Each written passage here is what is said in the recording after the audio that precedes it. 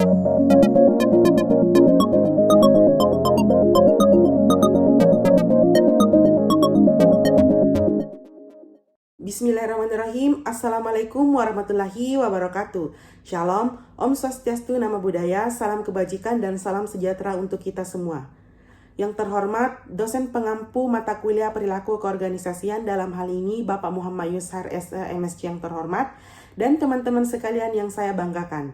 Baiklah, pada kesempatan kali ini, saya Sulfadlia Dijaya Kusuma dari kelas manajemen A 2021 dengan NIM 2109035010009. Baik, pada kesempatan kali ini saya akan membawakan materi tentang kepemimpinan. Nah, langsung saja. Kita harus mengerti terlebih dahulu apa itu kepemimpinan. Jadi, kepemimpinan adalah kemampuan yang dimiliki oleh seseorang untuk bisa mempengaruhi orang-orang lain, kelompok, bahkan karyawan atau bawahan dalam suatu perusahaan atau organisasi.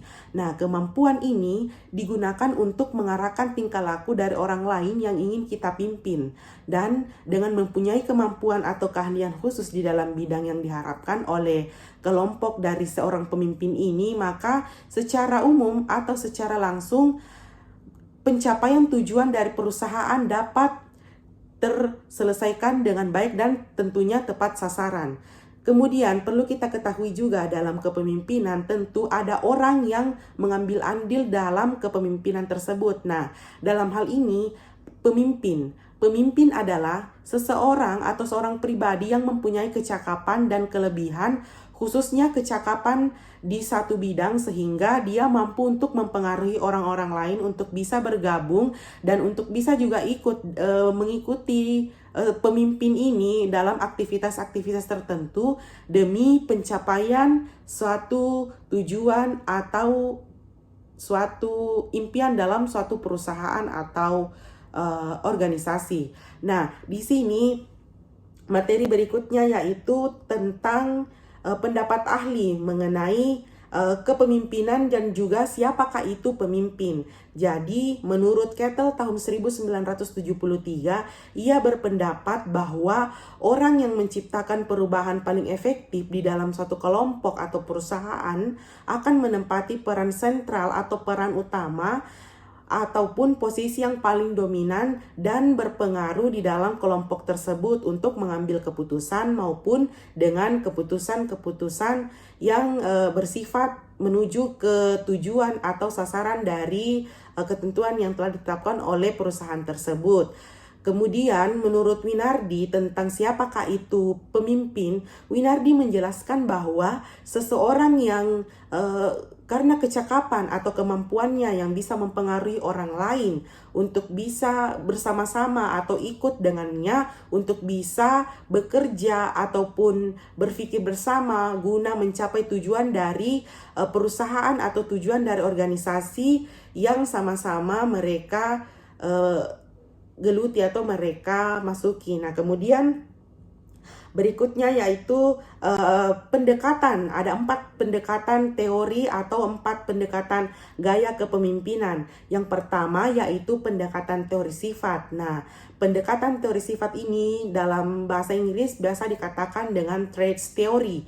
Nah, traits theory ini merupakan teori yang menekankan keberhasilan dalam organisasi pada diri pemimpin. Dalam studi tentang kepemimpinan tentang pendekatan teori sifat ini didasarkan pada karakteristik pemimpin yang berhasil atau ciri-ciri pribadi dari pemimpin itu sendiri yang mempunyai kesuksesan dalam mencapai tujuan dari organisasi atau perusahaannya.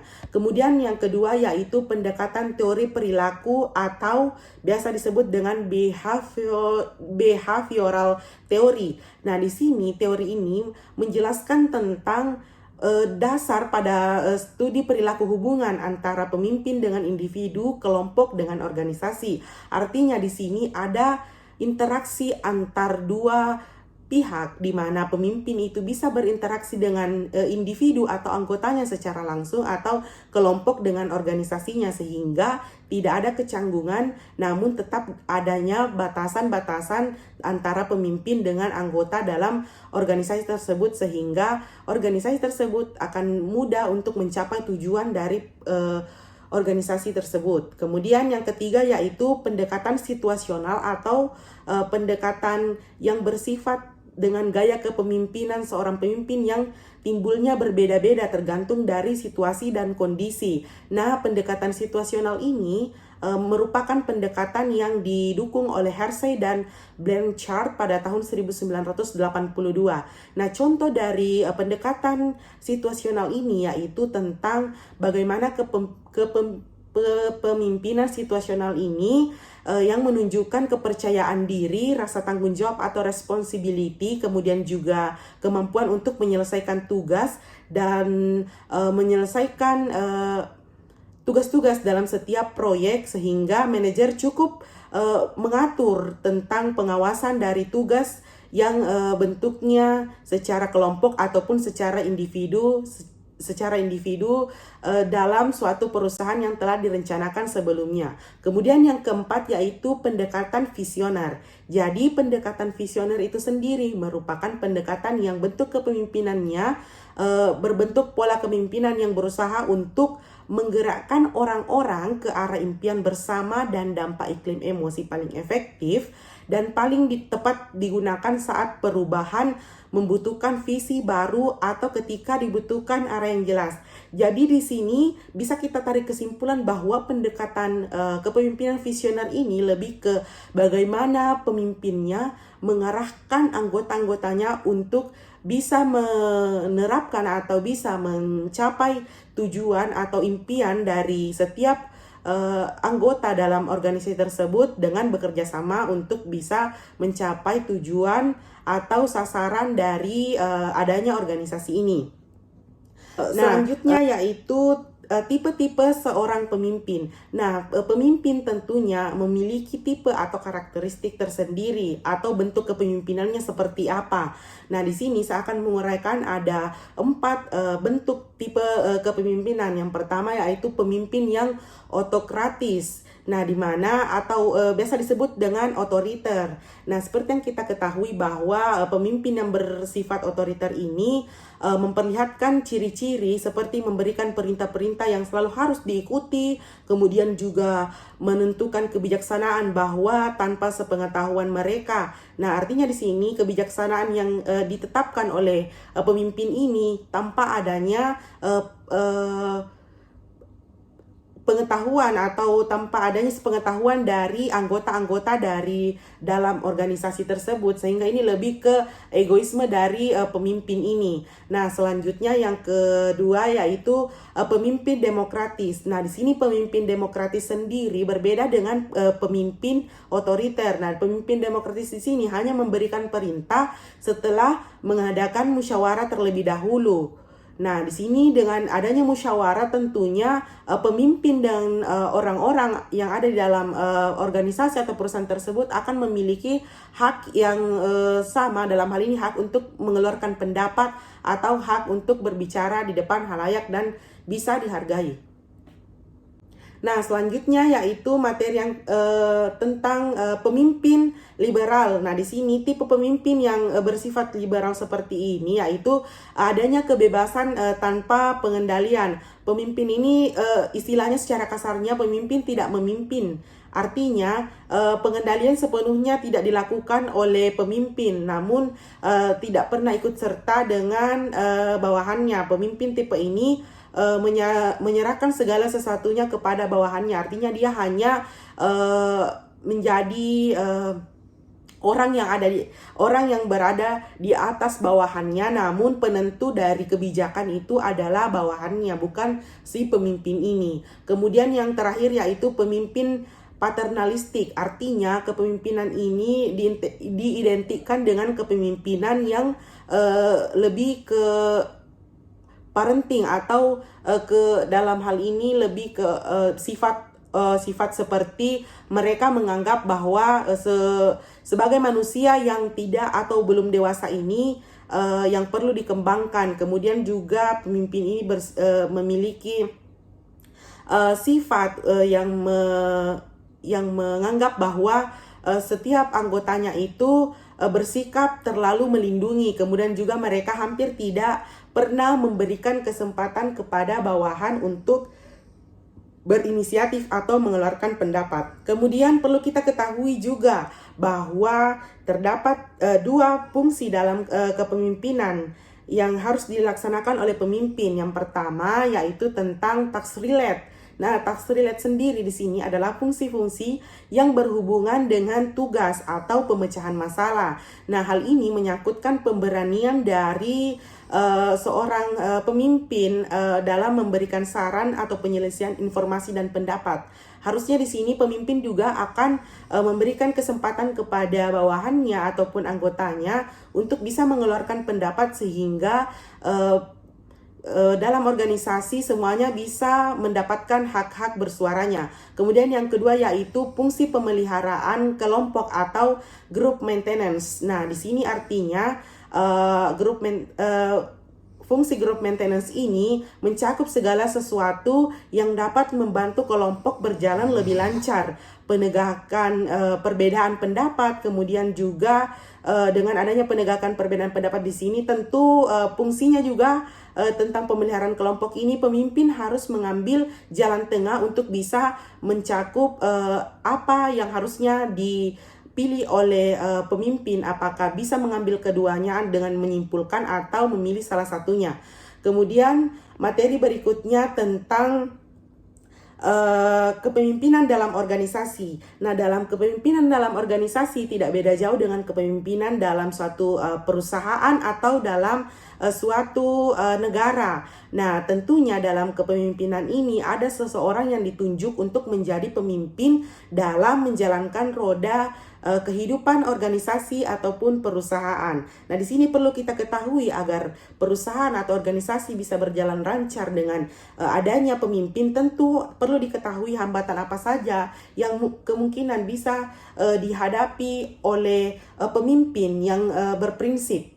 Dalam hal ini berprinsip itu tentunya pemimpin-pemimpin yang memiliki prinsip yang tetap dalam organisasi atau dalam perusahaannya, bahwa ini adalah prinsip yang harus saya jalankan dan ini hal-hal yang tidak boleh saya lakukan, atau dalam hal ini aturan-aturan tata tertib dalam suatu organisasi atau perusahaan harus tetap dijalankan. Nah, langsung saja hambatan yang pertama yaitu selera dan nafsu. Nah, hambatan jenis ini sebenarnya secara umum ini merupakan bentuk dari kebiasaan buruk seorang pemimpin yang biasanya timbul atau secara manusiawi memang adanya selera dan nafsu. Nah, di sini diartikan bahwa selera bagaimana pemimpin ini menentukan apa yang dia inginkan sesuka hatinya. Tentunya dalam hal ini adanya bentuk dari sikap otoriter dari pemimpin ini lebih menguasai dirinya. Dalam hal ini nafsunya lebih besar, untuk tidak bisa ia kendalikan untuk bisa mengontrol bawahan-bawahannya dalam organisasi, sehingga adanya hambatan ini tentu akan mempengaruhi kinerja ataupun berjalannya kehidupan organisasinya. Kemudian yang kedua yaitu kesombongan aspirasi dan juga ambisius. Nah, tentunya pemimpin yang memiliki sifat sombong tentunya tidak akan disenangi oleh anggota-anggotanya. Kemudian juga tentang aspirasi dan ambisius. Biasanya di sini hambatan berupa aspirasi itu pendapat atau argumen dari anggota-anggotanya ini disepelekan atau tidak diperhatikan oleh pemimpin ini. Kemudian juga ambisius, dalam arti ambisius di sini perusahaan atau pemimpin perusahaan atau organisasi di sini lebih mementingkan bagaimana dia harus bisa mencapai tujuan dari perusahaan tanpa memperhatikan aspek-aspek lain yang bisa mempengaruhi terhambatnya jalannya organisasi dalam organisasi yang dijalankannya tersebut. Nah, kemudian tentu jika ada hambatan atau rintangan, tentu ada juga upaya untuk mengatasi hambatan tersebut. Nah, upaya pertama yaitu tentunya dengan semangat, kemudian juga disiplin, dan adanya juga pelatihan atau dasar pengambilan keputusan yang harus diperkuat. Kemudian yang kedua yaitu melatih daya emosional dengan cara berlatih dengan mengendalikan diri atau mengontrol emosi. Kemudian yang ketiga yaitu pembenahan diri menyangkut pada aspek pengetahuan, sikap, dan juga keterampilan dari seorang pemimpin. Sehingga dari hambatan-hambatan tersebut bisa saja kemungkinannya untuk tidak terjadi dalam organisasi yang dipimpin oleh seorang pemimpin. Selanjutnya terdapat beberapa komponen dalam kepemimpinan organisasi. Yang pertama yaitu tentunya adanya pemimpin. Nah, seperti yang tadi dijelaskan bahwa pemimpin yaitu orang yang mampu menggerakkan pengikut untuk mencapai tujuan organisasi. Nah, pemimpin di sini harus mempunyai visi misi yang kuat, karakter, integritas, dan juga kapabilitas yang tinggi sehingga bisa dijadikan sebagai pemimpin yang berprinsip. Kemudian yang kedua yaitu adanya pengikut. Nah, di sini pengikut yaitu orang-orang yang berada di bawah otoritas atau jabatan dari seorang pemimpin tadi. Nah, kemudian yang berikutnya adalah tujuan yang baik. Maksudnya di sini adanya sasaran atau tujuan akhir dari adanya organisasi tersebut, apa yang diinginkan oleh organisasi tersebut, sehingga mereka melangsungkan kegiatan-kegiatan yang terstruktur atau terorganisasi, yaitu apa yang ingin dicapai oleh organisasi tersebut. Kemudian yang keempat adalah organisasi tentunya. Jadi organisasi di sini yaitu wadah atau tempat kepemimpinan berada, sehingga dengan adanya wadah ataupun tempat proses bertukar pikiran ataupun proses memberikan argumen satu sama lain sehingga bisa memberikan pemecahan masalah atas isu-isu atau permasalahan yang muncul dalam organisasi tersebut, sehingga organisasi tersebut bisa berjalan dengan lancar dan bisa mencapai tujuan dari apa yang telah direncanakan sebelumnya. Nah, mungkin itu saja yang sempat saya sampaikan. Dapat ditarik kesimpulan bahwa kepemimpinan itu adalah sikap yang dimiliki oleh seseorang ataupun kemampuan yang dimiliki seseorang untuk bisa mempengaruhi orang lain, kelompok, ataupun bawahan atau karyawan untuk bisa sama-sama mencapai tujuan yang telah ditetapkan. Kemudian pemimpin sendiri adalah orang yang menjalankan kepemimpinan atau orang yang mempunyai tanggung jawab lebih untuk bisa mengendalikan dan juga mempengaruhi orang lain untuk bisa mengikutinya dalam konteks dalam berbagai konteks, misalnya dalam kepemimpinan dalam suatu perusahaan, negara, dan juga organisasi. Baiklah, itulah yang sempat saya sampaikan pada kesempatan kali ini. Adapun kurang dan lebihnya mohon dimaafkan. Semoga materi yang saya sampaikan pada kesempatan kali ini bisa menjadi pembelajaran untuk kita semua. Dan jika ada kritik dan saran yang membangun, mohon diberitahukan kepada saya sendiri untuk bisa lebih mengembangkan lagi terkait materi dari kepemimpinan ini. Kita sama-sama belajar dan semoga semuanya bisa bermanfaat untuk orang-orang yang menyaksikan video ini. Baiklah, ada kata-kata yang ingin saya sampaikan. Jangan lihat siapa yang menyampaikan, tapi simaklah apa yang disampaikan.